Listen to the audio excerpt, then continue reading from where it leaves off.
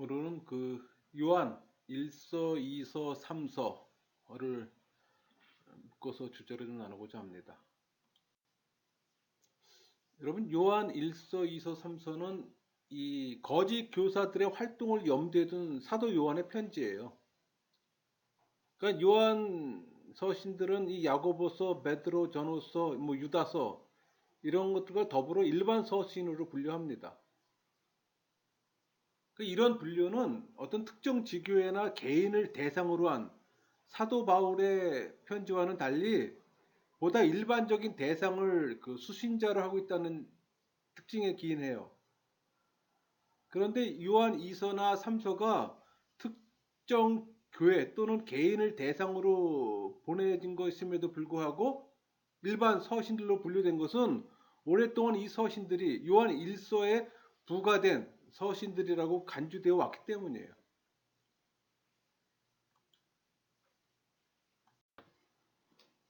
여러분, 이 신약의 서신서들은 1차적으로 이 서신서 배경을 이해하는 게 중요해요.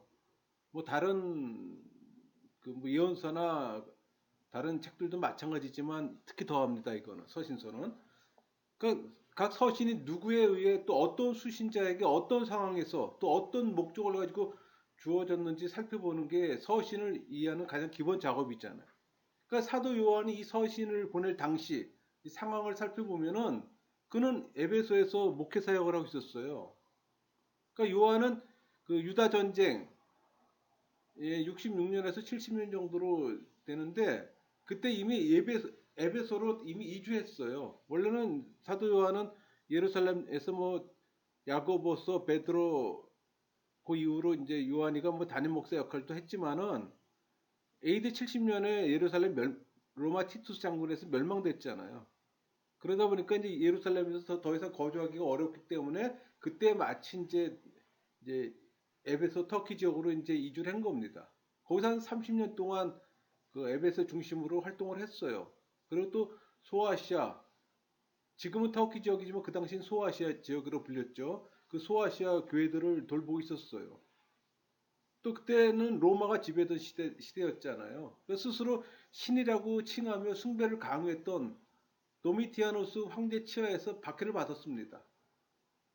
그런 박해를 지휘하면은 사도 요한의 가장 큰 문제는 영지주의자들의 이 거짓 교사들의 활동이었어요. 물론 이 영지주의는 체계화된 게 뭐 AD 2세기지만은 이미 AD 1세기 중엽의 그 초대교회 시대부터 소위 전 영지주의자들이라고 해서 이미 발행을 했던 거예요.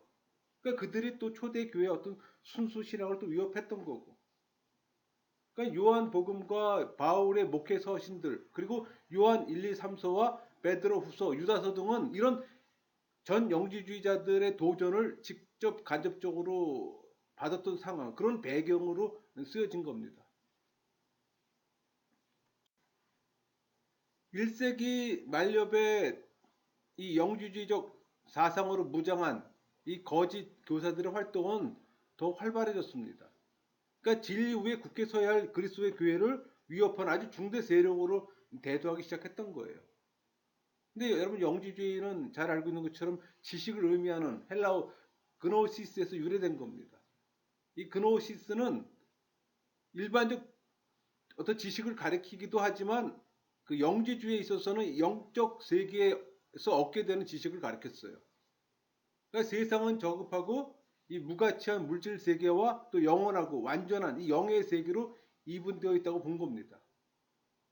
그러니까 구원을 얻기 위해서는 이 영적 세계에 속한 신적 의지로부터 계시된 이 지식이 필요하다고 생각했던 거예요. 이것이 곧 영지고 또 이런 영지를 중심으로 어떤 이원론적 우주관과 구원관을 가진 사상이 곧 영지주의예요. 그러니까 영지주의는 헬라 사상과 뭐 동방 종교에서 신비 사상, 그러니까 유대교와 기독교 이 사상이 혼합된 혼합 사상이에요. 각 시대와 지방에 따라 심지어 인물에 따라 그 사상과 체계가 달랐어요. 그래서 영주주의가 어떤 거라고 단정적으로 말하기는 매우 어렵습니다. 폭이 넓어요. 아까도 말씀드렸지만 헬라, 동방종교, 유대교, 기독교 다 믹스가 된 거란 말이에요. 다만 이 이원론 사상의 근거에 물질은 무조건 악하고 영혼만이 선하다. 그거는 공통된 주제입니다. 그러니까 인간이 악한 이 물질 세계에서 구원받기 위해서는 세상을 초월해 존재하는 어떤 초월자로부터 계시되는 이 지식, 곧 영지를 소유해야만 한다는 어떤 공통된 사상의 근거를 준 거예요. 이런 무리들을 총칭해서 영지주의라고 부른 겁니다.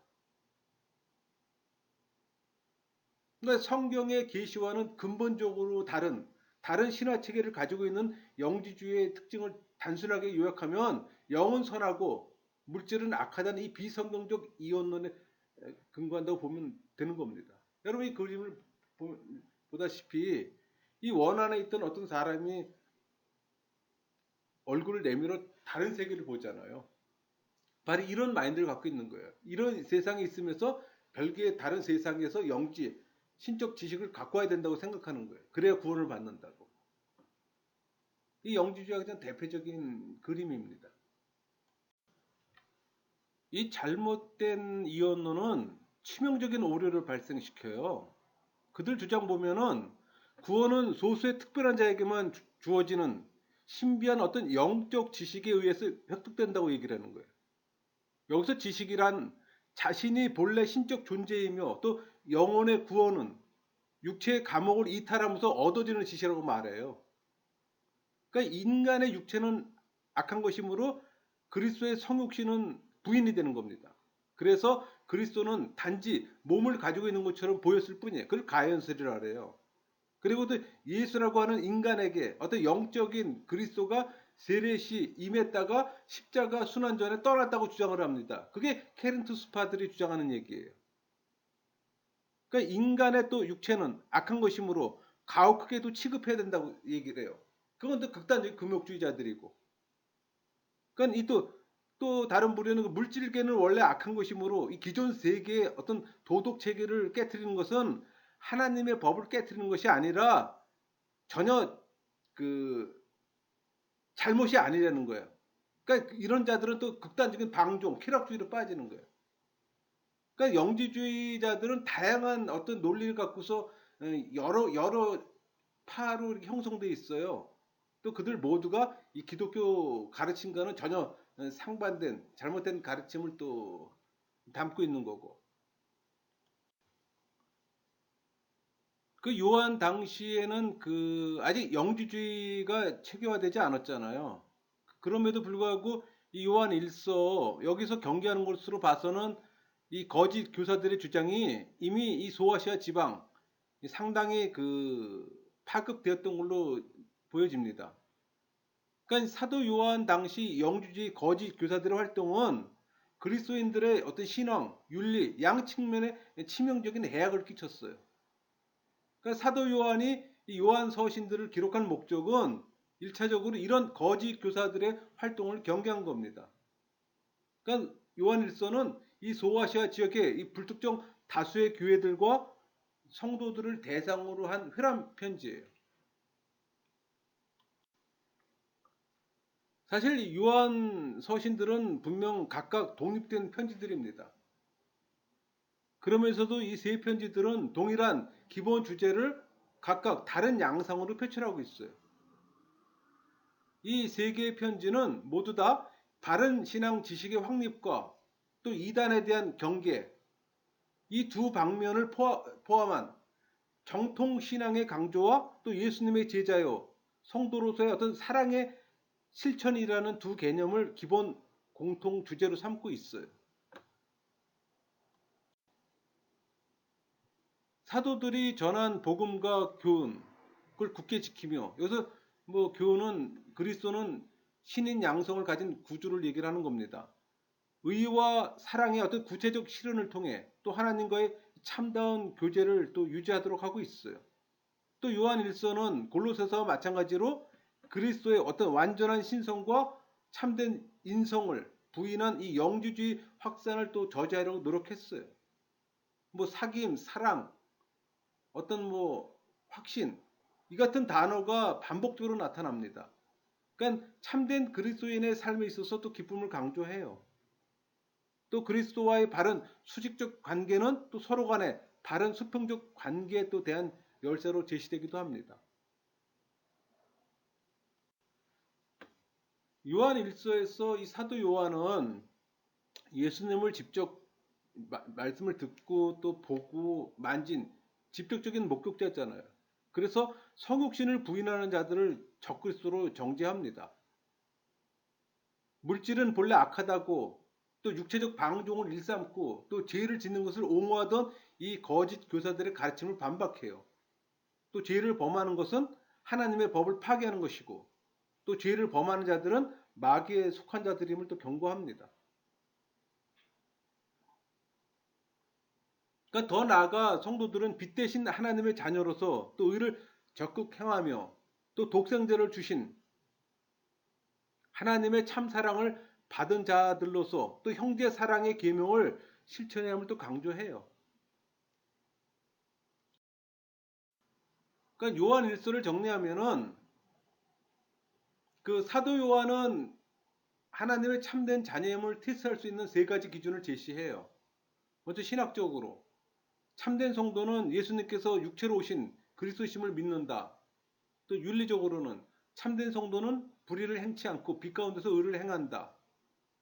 또 사회적으로는 참된 성도는 형제에 대해 사랑의 계명을 실천한다. 그러니까 이 기준에 비추어 독자는 자신의 진정 하나님께 속한 자가 되었는지를 또 확인하는 겁니다.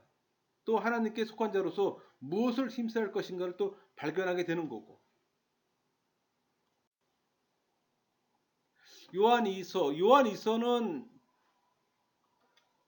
예수 그리스도의 그 성육신을 부인하는 모든 이단 사상을 경계하면서 또 그리스도의 복음에 근거한 바른 신앙을 정립하고 또 계명의 핵심인 사랑을 실천하는 삶을 살도록 권면해요. 그러니까 소아시아 지방의 한 지교회와 그 교회 성도들을 대상으로 보낸 편지거든요. 이 역시 또 거짓 교사들의 해악을 염두에 두고 기록한 편지예요. 그러니까 1세기와 2세기 동안에는 주로 순회 전도자들과 교사들에 의해서 복음이 전파되었어요. 그 당시 성도들은 이런 순회 전도자들을 집에 맞아들여 여행에 필요한 비용과 또 물품을 또 제공했습니다. 그런데 영지주의 거짓 교사들이 이런 관행에 편승해서 성도들의 집에 침투했던 거예요. 그래서 이 요한 2서는 성도들이 이런 거짓 교사들을 분별해 집안에 들이지 말고 심지어 인사도 하지 말라고 권면하는 내용입니다. 그러니까 성도들이 이 순회 전도자들을 따뜻이 맞아들이는 일은 분명히 선한 일이지만 그 와중에 분별 없이 거짓 교사들을 환대하게 된다면 진리가 아닌 이단의 전파를 돕는 셈이 되는 거예요. 그건 이 시대에도 마찬가지잖아요. 그래서 이 요한 2서는 사랑을 실천하는 중에서도 비진리에 대해서는 분별에 경계할 것을 당부하는 편지입니다. 요한 3서 요한 3서는 그 순회하면서 복음을 전하는 이 복음 전도자들 그들을 잘 대접함으로 진리 안에 거하라고 사도 요한이 권면하는 내용이에요. 근데 그때 가이오와 디오드레베를 비교하면서 이제 설명을 합니다. 그러니까 요한 3서는 참된 신자들과의 교제를 거부하는 것에 대해서 경고를 해요. 따라서 이 전자는 포괄적인 것에 대해서 후자는 또 너무 배타적인 것에 대해서 또 이야기하는 겁니다. 그러니까 요한 2서와 요한 3서는 각 한 장씩이잖아요. 근데 흥미로운 어떤 그 한 쌍을 이루고 있어요. 그러니까 요한 2서는 어떤 교리적인 오류와는 어떤 타협도 있을 수 없다고 경고하고 또 사랑 안에서 진리가 지켜져야 함을 또 강조합니다. 요 두 개의 편을 여러분들이 한번 비교해 가면서 한번 성경 읽어보세요. 이 요한 3서는 1서와 2서와는 약간 성격이 달라요. 무슨 말인고 하니 먼저 수신자에게 있어서 일반 교회나 성도들을 대상으로 한 1서와 2서와는 달리 가이오라는 특정 인물에게 보내진 겁니다. 그리고 내용에 있어서도 이 영주주의 거짓 교사들을 경계하는 1서나 2서와는 달리 교회 내 디오드레베라고 하는 악한 지도자를 경계하는 내용이에요. 그러나 이 3서는 앞에 두 서신들을 염두에 두고 기록한 겁니다. 또 그 상황 또한 크게 다르진 않아요. 그러니까 당시 사도 요한이 파송한 이 순회 전도자들이 소아시아 한 교회에 도착했을 때 그 교회의 지도자인 디오드레베는 그 순회 전도자들을 접대치 않고 모욕을 줬어요. 게다가 이 순회 전도자들을 환대하는 성도들을 또 교회 내에서 내쫓기도 하고, 이것에 대해서 요한은 그 교회의 충성스러운 일꾼 가이오에게 보내는 이 편지를 통해 디오드레베의 문제를 또 언급하며 또 간접으로 경고합니다. 또 가이오에게 악한 것을 본받지 말고 선한 것을 본받도록 권면하는 거예요. 그러니까 요한 3서는 교만하고 이 독재적인 지도자를 경계하면서 섬김의 리더십을 또 교훈하는 서신입니다. 그럼 이제 개관을 했고 구조를 좀 볼게요. 요한 1서는 전체를 한 덩어리로서 읽거나 뭐 특정 구조를 통해서 은혜 받긴 좋아요. 그러나 그 속에서 구조를 발견하고 분석하기는 좀 어려운 편지입니다. 그러니까 문안 인사와 뭐 본론, 결론이 구성되는 그 당시 그 그레코 로만 어떤 편지들의 전형적 형식을 갖추지 않았어요. 또 그 내용에 있어서도 그 주제 전개 과정이 뚜렷지 않고, 그래서 이 바울 서신들과는 대조적으로 요한 일서에서 말하고자 하는 주제가 뭐 직선적 논리 순서가 아니라 순환적으로 전개가 돼요. 마치 한 소리가 들린 후 또 다른 소리가 뒤따르며 공명 효과를 내는 것처럼. 그러니까 이런 특성 때문에 매우 다양한 구조 분석이 가능해요. 근데 이걸 역으로 그만큼 명확한 구조 분석이 어렵다는 걸 또 의미합니다. 그러니까 구조 분석 역시 내용의 전체적 파악을 위해 불가피하게 어느 정도 또 임의적으로 구분한 겁니다. 1장, 2장은 하나님과의 교제의 관점에서 이 성도의 신앙과 생활을 다루고 있다고 볼 수 있어요. 또 1장 1절에서 4절까지 사도 요한은 예수님을 직접 본 목격자잖아요. 그 입장에서 그리스도의 성육신의 실제를 증언합니다. 또 증언의 목적은 수신자들이 하나님과의 교제를 또 갖게 하기 위함이에요. 그걸 또 밝히고. 그러니까 그리스도의 성육신에 대한 믿음이 하나님과의 교제를 위한 토대임을 또 밝히고 있는 겁니다. 1장 5절에서 2장 11절까지 또 사도 요한은 하나님과 교제하는 성도가 가져야 할 자세, 또 실천사항으로서 성도는 빛 가운데 행하며 또 죄를 범했을 경우 자백하고 회개하며 또 형제 사랑의 계명을 또 실천해야 함을 또 밝히고 있어요.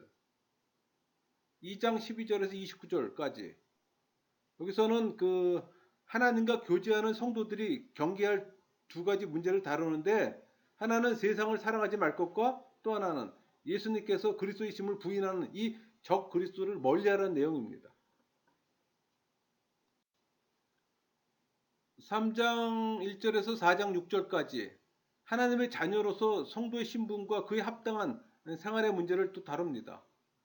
이 부분에서는 그 사도 요한은 성도는 하나님의 사랑을 입은 자녀로서 또 주를 대면할 장래 소망을 가진 자들이잖아요. 또 그 소망을 간직했기에 현재의 삶에서 또 성결하게 살아감을 또 선언합니다. 그리고 죄와 이 불법을 자행하면서도 죄로 인정치 않는 이 마귀 자녀들의 행태와 또 대비적으로 하나님의 자녀들은 불의를 행치 아니하며 오히려 의를 적극 행해야 되는 자들임을 또 깨우쳐주고 있어요. 4장 7절에서 5장 3절까지는 하나님 사랑에 근거한 사랑의 계명 실천 문제를 다룹니다. 그러니까 사도 요한은 온전한 사랑이 모든 심판의 두려움을 내어 쫓는다고 해서 하나님의 사랑을 확신하도록 도와줘요. 그러니까 성도들은 하나님의 참 사랑을 받은 자로서 또 하나님을 사랑해야 하고, 더 나아가는 보이는 형제 사랑의 실천을 통해 보이지 않는 하나님께 대한 사랑을 입증해야 함을 또 권면하고 있어요. 5장 4절에서 21절 마지막까지는 그리스도께 대한 믿음의 문제를 다뤄요. 그러니까 이 일서는 그리스도의 성육신을 부인하는 거짓 교사들을 염두에 두고 기록한 편지잖아요. 그래서 서두에서도 이 그리스도의 성육신의 실제에 대해서 증언하고 있고, 또 요한은 이제 서신의 그 말미에 이 문제를 또 재차 반복합니다. 그리고 강조하고, 또 예수님께 대한 성도들의 믿음을 또 견고히 세우려고 하는 거예요. 그러니까 사도 요한은 예수님께서 그리스도이심을 믿는 성도는 능히 세상을 이긴다는 것과, 또 하나 성육신하신 그리스도에 대해서는 하나님께서 친히 증거하신 바를 또 강조해요. 그러니까 예수 그리스도를 믿는 성도들에게 영생이 있음을 알게 하려는 것이 이 요한 1서의 그 주요 목적이에요. 또 그걸 밝힙니다. 그리고 또 성도들의 믿음을 또 격려하고, 그러니까 서신의 마지막 종결 부분에서 사도 요한은 이 신약 서신에서 일반적으로 발견되는 문안 인사나 축도를 생략합니다. 대신 연약함 때문에 죄를 범하는 형제들을 위한 중보기도 할 걸 또 당부해요. 또 그리스도는 성도를 악에서 지키시는 분이며 또 참 하나님이시며 또 영생이시라는 것을 선언함으로 이 서신을 또 마무리하고 있습니다. 요한 2서를 양분하면은 1절에서 6절까지는 수신자들을 격려하며 사랑의 지속적 실천을 권면하는 내용이에요. 그 반면에 후반부의 7절에서 13절까지는 이 사랑의 실천 중에도 이 비진리에 대해서는 분별하고 경계할 것을 당부하는 내용입니다. 이것도 마찬가지로 우리 요한 1, 2, 3서는 전부 다 에베소에서 AD 90년경에 썼다는 거, 그건 여러분들이 기억할 필요가 좀 있습니다. 그 요한 2서는 총 13구절의 짧은 내용으로 이루어진 내용 구조가 간단해요. 그러니까 1절에서 4절까지는 진리 안에서 행함을 강조하는 문안 인사입니다. 자신을 장로로 밝힌 요한은 수신자들에게 은혜와 평강을 빌며 또 수신자들이 진리 안에서 행하는 것에 대해 큰 기쁨을 또 표했어요. 5절에서 6절까지는 사랑의 계명을 지속적으로 또 실천할 것을 격려하며 또 권하고 있습니다.